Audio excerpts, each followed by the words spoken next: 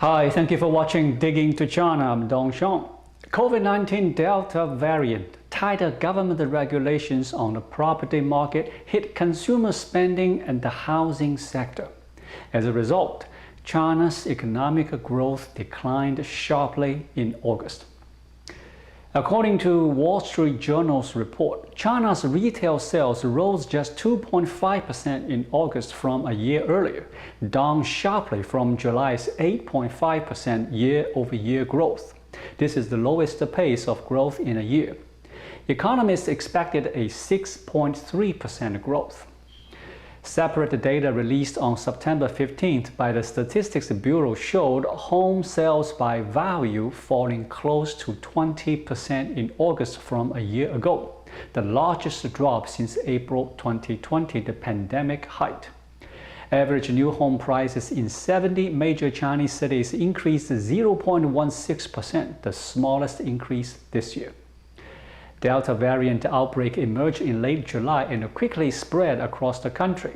Beijing imposed lockdowns. As a result, services requiring close human-to-human contact, such as restaurants and tourism, were hit particularly hard. Sales in China's catering sector fell 4.5% in August from a year earlier, down sharply from July's 14.3% year-over-year jump. Although the outbreak that began in late July has largely been contained, a fresh wave of infections in China's southeast in the past week suggests that China's COVID-0 strategy on the country's retail sector won't likely abate soon. The most worrying for the retail sector is the timing of this latest outbreak. It comes just days ahead of two long holidays, Mid-Autumn Festival and National Day. These two holidays are typically a boom time for tourism and spending. In the meantime, labor shortages are materializing across China as young people stay away from factory jobs and more migrant workers stay home. With global demand for Chinese goods surging this year, factory owners say they are struggling to fill jobs that make everything from handbags to cosmetics. Some migrant workers are worried about catching COVID-19 in cities or factories. Other young people prefer service industry jobs that pay more or are less demanding. The trends echo similar labor market mismatches in the US, where some employers are finding it hard to hire enough workers even though millions of people who lost jobs during the pandemic remain unemployed.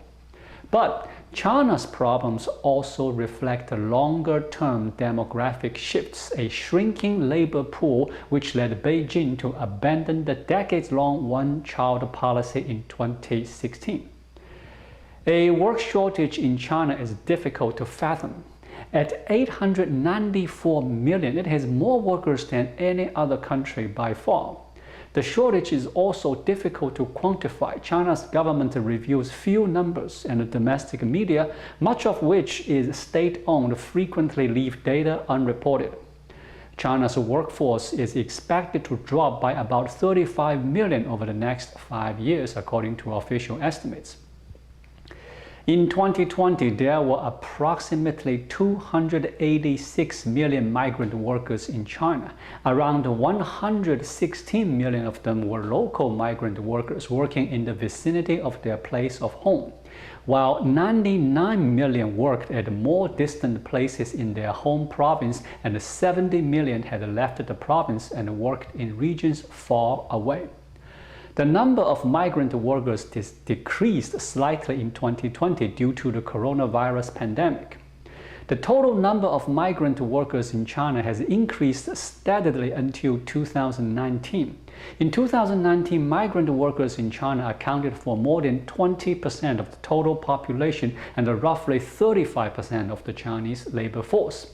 Nearly half of migrant workers left their hometowns without their families. In terms of education, the majority of migrant workers in China are moderately educated. Less than 17% of them did not get to finish middle school. Migrant workers contribute significantly to China's urbanization and modernization. Roughly 27% of them were employed in the manufacturing industry in 2019 and nearly 19% in the construction sector. Even with a massive number of workers available nationally, labor shortages are growing worse in cities like Guangzhou and Shanghai. In these areas, there is an estimated 30 to 70% gap between the number of workers demanded and the number available. Chinese news reports that an increasing number of workers previously employed on the coast are now actively seeking work in interior provinces close to their birth counties. The hard truth: most migrant workers are no longer incentivized to travel to these cities for employment when they can achieve equal or better results working closer to home. In urban areas, workers from the countryside are not afforded legal protection. An antiquated hukou system, aka household registration system, bars outsiders from taking part in the city's basic social infrastructure. Migrants cannot utilize local childcare, education, housing, medical, or unemployment benefits. To take advantage of urban benefits such as accredited schools or proper hospitals, migrants must pay usage fees often equal to more than a year's worth of wages. In 2020, more than half of China's migrant workers were at least 41 years old. The percentage of migrant workers aged 30 or younger steadily declined to 23% in 2020 from 46% in 2008. With more young people viewing factory work as drudgery, the service industry became the most popular source of employment for migrant workers in 2018, surpassing manufacturing and construction, according to an annual survey of migrant workers by China's Statistics Bureau. Young people are no longer willing to take up just any type of hard jobs. They have much higher expectations for what a job can bring, and they can afford to wait longer. China's working age population, defined as people between 15 and 59, fell to 894 million last year, or 63% of the total population. That was down from 939 million in 2010, or 70% of total population at the time, according to the country's once-in-a-decade census data. Will the new three-child policy of the Chinese government help close the demographic gap? The Jinan survey team of the National Bureau of Statistics once randomly selected 366 households in suitable age groups in the city. Among the surveyed subjects, respondents in the 20 to 25 age group do not have any willingness to have 3 children. In the 25 to 30 age group, just 6.5% of respondents are willing to have 3 children. In the 30 to 40-year-old group, this drops to 6.1% of respondents, while 7% of the respondents over the age of 40 are willing to have 3 children.